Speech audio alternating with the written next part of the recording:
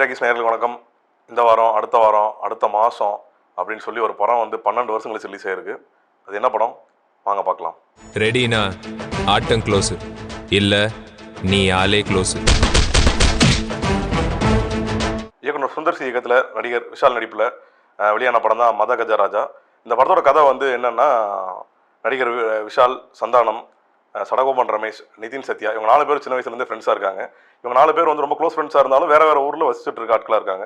ஒரு திருமணத்தில் இவங்க 4 பேரும் அவங்கவுங்க ஃபேமிலியோட கலந்து கொள்கிறாங்க. விஷால் மட்டும் திருமணம் ஆகாத ஒரு இதில் அந்த கல்யாணத்தில் சந்திக்கும் போது தான் தெரியுது நடிகர் விஷாலுக்கு வந்து அவரோட நண்பர்கள் வந்து அவங்கவுங்களுக்கு ஒரு வாழ்க்கையில் ஒரு பிரச்சனை இருக்குது அப்படின்னு. விஷால் முடிஞ்ச அளவுக்கு ஒரு சந்தானத்தோட ஒரு பிரச்சனையை முடிச்சு வைக்கிறார். அடுத்தது வந்து சடகோபன் ரமேஷ், நிதின், இவங்க 2 பேருக்கும் ஒரு பெரிய சிக்கல் இருக்குது. 2 பேருமே ஒரே ஆளால் பாதிக்கப்பட்டிருக்காங்கன்றது வந்து அவர் தெரிய வருது. இந்த சூழலில் விஷால் என்ன பண்ணுறாருன்னா, உங்கள் பிரச்சனை எப்படியாவது நான் தீர்த்து வைக்கிறேன் அப்படின்னு சொல்லி அவங்களோட வந்து சென்னை போகிறார். போனதுக்கப்புறம் என்ன நடக்குது அப்படின்றதான் இந்த படத்தோட ஒன்லைன்.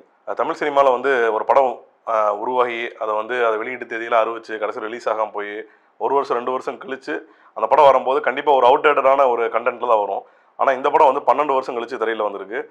12 வருஷம் கழிச்சு வரக்கூடிய அதே இந்த மேக்கிங்கில் வந்து சில விஷயங்கள்லாம் வந்து நமக்கு வந்து பார்க்கும்போது சீரியல் தனமாக இருக்குது. ஃபஸ்ட்டு சொல்லப்போனால் விஷாலோட அறிமுக காட்சியை வந்து பார்த்தீங்கன்னா ஏதோ ஒரு சீரியல் பார்க்குற மாதிரி இருந்துச்சு.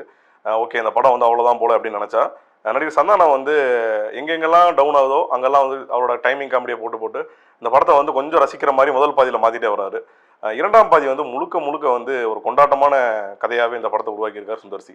குறிப்பாக சொல்ல போனால் வந்து நடிகர் மனோபாலா, லொல்லுசபா சுவாமிநாதன், இவங்கெல்லாம் பண்ணுற காமெடியெல்லாம் வந்து தேட்டரே வந்து அதிருது. அந்தளவுக்கு நகைச்சுவை காட்சிகள் இந்த படத்தில் இடம்பெற்றிருக்கிறது பெரிய பலம் தான் சொல்ல வேண்டியது இருக்குது. சுந்தர்சிக்கே உரித்தான வந்து நகைச்சுவை காட்சிகள், அதை எப்படி ஸ்டேஜ் பண்ணணும், 2 ஹீரோயின்ஸ் அஞ்சலி ப்ளஸ் வரலட்சுமி 2 பேருமே வந்து முக்கியமான ரோல் பண்ணியிருக்காங்க. இவங்கள வச்சுட்டு ஒரு நகைச்சுவை காட்சிகளை வந்து ரொம்ப பிரமாதமாக கொண்டு வந்திருக்காங்க. முக்கியமாக சொல்லணும்னா சென்னை போனதுக்கப்புறம் விஷால் சென்னை போனதுக்கப்புறம் ஒரு வீட்டில் வந்து வாடகைக்கு போயிடுறாரு. அங்கே வந்து வரலட்சுமி வந்து யோகா சொல்லி கொடுக்குறாங்க. அந்த சீனாக இருக்கட்டும். அப்புறம் வந்து விஷால், சந்தானம், மனோபாலா, இவங்க 3 பேருக்கும் ஒரு 20 நிமிஷம் கிட்டத்தட்ட ஒரு 20 நிமிஷத்துக்கான ஒரு நகைச்சுவை காட்சி இருக்குது.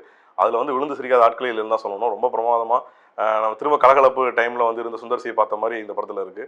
விஷாலுமே வந்து நம்ம முன்னாடி சத்தியம் டைமில் பார்த்த ஒரு பாடி லுக்கில் இருந்தார் இல்லையா, அந்த லுக்கில் வந்து 6 பேக்கில் வச்சு இந்த படத்தில் நடிச்சிருக்காரு. டோட்டலாக இன்றைக்கி இருக்க விஷாலை வந்து நம்ம இன்றைக்கி ஒரு சமீப காலமாக ஒரு கடந்த 5 ஆண்டில் பார்த்துட்டு இருந்த விஷாலுக்கும் அந்த படத்தோட டைமில் வந்து அவர் இருந்த விஷாலுக்கும் நிறைய டிஃப்ரெண்ட் இருக்குது. ரொம்ப பார்க்கும்போது ரொம்ப சாமிங்காக, ரொம்ப லுக்கிங்காக, ரொம்ப அழகாகவுமே இருக்கார் இந்த படத்தில். சொன்ன மாதிரி வந்து 12 வருஷம் கிட்டத்தட்ட 12 வருஷத்தில் உண்டான அந்த விஷுவல்ஸு ப்ளஸ் வந்து ஆடியன்ஸோட டேஸ்ட்டு எல்லாமே கொஞ்சம் அப்படியே மாறிடுச்சு. இந்த ஒரு 10 வருஷன்றது பெருசு இல்லையா, இதெல்லாம் மாறிடுச்சு. ஆனால் வந்து இந்த படத்தோட ஆரம்ப காட்சிகள் கொஞ்சம் வந்து ஓகே, இது வந்து அவுட்டேட்டடான இருக்குது அப்படின்னு நம்ம நினைக்கும் போது சந்தானம் வந்து ஒரு பெரிய பலமாக வந்து இந்த படத்துக்கு வந்து நிறைய நகைச்சுவை காட்சிகளை கொடுத்துருக்காரு.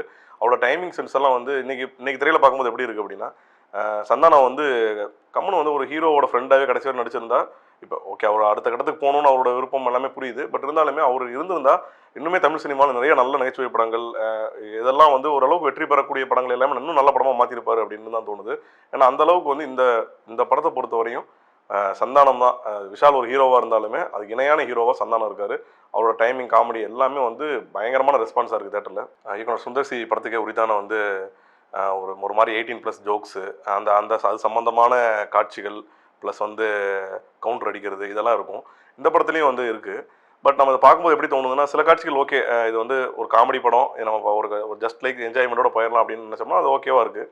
பட் நம்ம கொஞ்சம் கவனமாக பார்த்தோம்னா ஒரு பாடி ஷேமிங்கோ இல்லை பெண்களை வந்து அவர் வந்து ஒரு கவுண்டர் அடிக்கிறதோ வந்து கொஞ்சம் நெருடலை தருது. அதை வந்து சுந்தர்சி வந்து கொஞ்சம் தவிர்க்கலாம். இனி வர காலங்களில் வந்து அவர் படம் எடுக்கும்போது வந்து அதை கொஞ்சம் சென்சிபிளான விஷயமாகவே நினச்சி ஒரு நகைச்சுவைக்காக ஒரு கைத்தட்டல் வாங்கணும், விசில் அடிக்கணுன்றக்காக சில காட்சிகள் வந்து நம்ம எடுக்கக்கூடாது. அந்த காட்சிகளை வந்து அது என்னன்றது வந்து அவர் புரிஞ்சுக்கிட்டு அதுலேருந்து கொஞ்சம் அவர் விலகி அதுக்கேற்ற மாதிரி வேறு நல்ல வசனங்களை பயன்படுத்தலாம்னு தோணுது. டெக்னிக்கலாக இந்த படம் வந்து ஃபர்ஸ்ட் ஹாஃபில் வந்து கொஞ்சம் அப்படியே லைட்டாக அடி வாங்கிட்டே வந்தாலும் செகண்ட் ஹாஃபில் கொஞ்சம் நல்லா சுவாரஸ்யமாக நமக்கு வந்து இன்றைக்கி என்ன ஸ்டைலில் ஒரு படம் இருக்கோ அதுக்கேற்ற மாதிரி கொஞ்சம் அப்படியே மேனேஜ் ஆகி வருது. அதனால் டெக்னிக்கல் ஒரு பெரிய வீக்காக இந்த படத்தில் தெரியல. சேம் டைம் வந்து விஜய் ஆண்டனி வந்து மியூசிக் வந்து ரொம்ப பிரமாதமாக பண்ணியிருக்காரு. ஒரு சின்ன பிஜிஎம்ஸ் எல்லாம் வந்து வழக்கமான கமர்ஷியல் படங்கள் இருக்கிறது தான். பட் இருந்தாலுமே மை டியர் லவ்வர், சிக்கு சிக்கு ரயில் வண்டி, இதெல்லாம் வந்து ரொம்ப விஷுவல்ஸாக பார்க்கும்போது வந்து ஏதோ நம்ம 10 வருஷத்துக்கு முன்னாடி ஒரு நாஸ்டாலஜியா ஃபீல் இருக்கும் இல்லையா, அதை வந்து இந்த பாடல்கள்லாம் கொடுக்குது. அந்த 2 பாடல்களுமே ரசிகர்கள்ட்ட நல்ல வரவேற்பும் கிடச்சிருக்கு. மொத்தத்தில் வந்து இந்த பொங்கல் பண்டிகைக்கு வந்து நிறைய ஒரு 8 படம் கிட்டத்தட்ட ரிலீஸ் ஆக போகுது. அது இன்னும் 2 நாள் கழிச்சு இன்னொரு 3 படங்கள் திரைக்கு வரப்போகுது. இருந்தாலுமே ரசிகர்கள் மத்தியில் மத கஜராஜா வந்து ஒரு வெற்றி படமாகவே ஆயிடுச்சுன்னு தான் சொல்ல வேண்டியது இருக்குது. காரணம் வந்து இந்த படத்தோட நகைச்சுவை ட்ராக்ஸு, இது எல்லாமே வந்து படம் முடியும் போது வந்து எல்லாருக்குமே ஒரு நல்ல படம் பார்த்த திருப்தியாகவே இருக்குது. அதனால் வந்து இந்த படம் வந்து ஒரு கலகலப்பான குடும்பங்கள் வந்து குடும்பங்களோட போய் பார்த்து கொண்டாடக்கூடிய வகையில் தான் உருவாக்குன்னு சொல்ல வேண்டியது இருக்குது. தினமணி நேயர்களுக்கு பொங்கல் வாழ்த்துக்கள்.